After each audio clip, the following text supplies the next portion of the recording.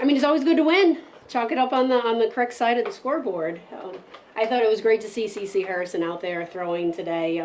She hasn't gotten a lot of starts in the last couple weeks, so it was good to see her out there, and she had a real solid outing. We had some timely hitting. I thought Cara Daly hit the ball really well. Alex Honnold was on fire. You know, she's a real dangerous hitter, so it was great to see that her having some quality at bats.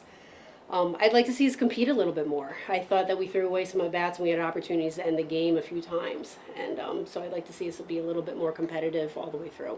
Coach, this team is so young, and to see players starting to step into that role and be offensive leaders. Alex Honnold is batting almost 500 right now, and so I mean, speaking on the youth of this program, like for this upcoming SEC slate, it's been kind of a tough start. How do you think that they're going to kind of like slide into that? Do you see them at some point getting really like used to that SEC schedule?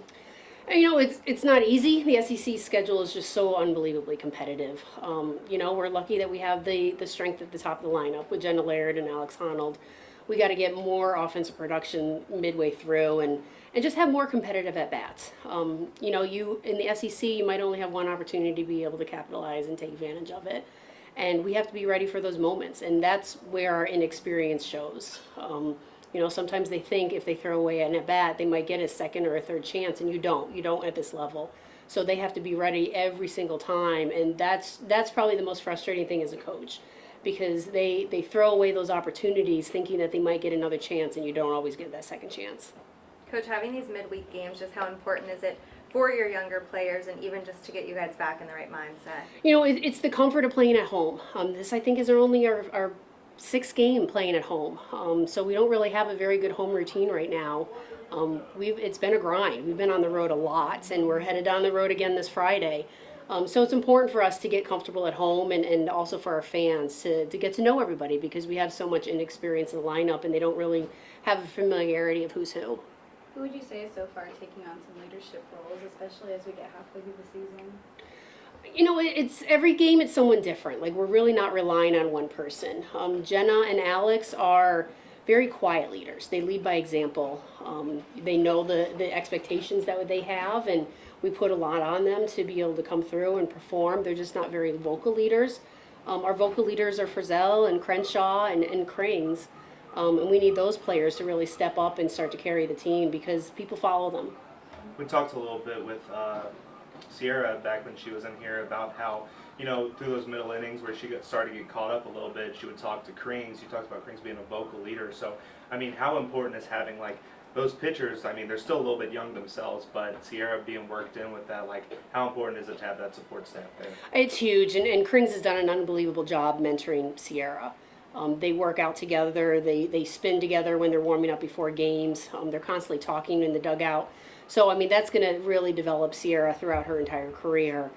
She just needs more experience. You know, we haven't really given her the ball a lot in some pressure situations, and she started to get tired around 75 pitches today, and that's expected because she is young, and when you grow up and you're used to only having to give 75% to overpower your opponents, and now it's giving 100% every single time, you're going to fatigue out a little bit earlier, so building up that endurance. But she is such a competitor. I mean, she's one that I'm real excited for her career.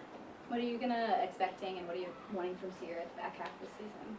Just to continue to grow, to learn from every single outing that she has out there, to start really paying attention to hitters and how she can get batters out.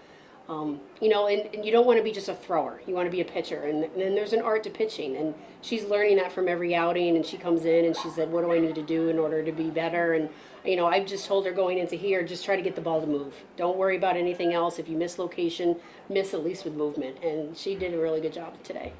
Do you see your offense starting to shape up? I know you were talking about how you want them to start attacking pitches earlier and going into Auburn, like that's really important. You know, it is. I mean, we just have to be more competitive in our at-bats, and I'm seeing it in practice, and that's probably the most frustrating thing as a coach is when they're doing it in practice and I'm not seeing the same translate to on the field in games. Where's the disconnect? And the disconnect is the fear of failure. And we have to get them over that hump on it's okay to fail. It's okay to give 100% and fail. We have no control over the result. So it's giving them that confidence to be able to go out and lay it all on the line. And that's what takes place with experience. You get that with experience. So it's us trying to put them, and really we've thrown them into the wolves. They don't have the experience. We have 7 new players in the lineup, and getting them to really trust each other and trust their own preparation. Coach, just probably last question for me here. Going on the road so much, I think you just said 6 home games this season. It's probably really hard to like stay prepared, stay on top of your game at all times. What really goes into the road process, and like what does that kind of look like, making sure that everybody stays at the top of their game? When you're going to Gainesville, you're going to Auburn, back-to-back weeks. It's hard, you know, and we've only probably had a handful of practices on our field because the weather hasn't been cooperating, and not having a full indoor facility to be able to maximize our preparation. So it all plays in, and it adds to the exhaustion that you feel. So when we're on the road, we make sure we really pay attention to recovery. We do a lot of hydration testing. We really monitor their sleep, and they have curfew, and making sure that they're getting the right fuel, because if you don't take care of those things, then the game just starts to beat you up, and then you start to have overuse injuries and your body starts to break down. So really control what we can control, and making sure that they're getting the proper rest to be able to recover so we can come back out here and give everything we have.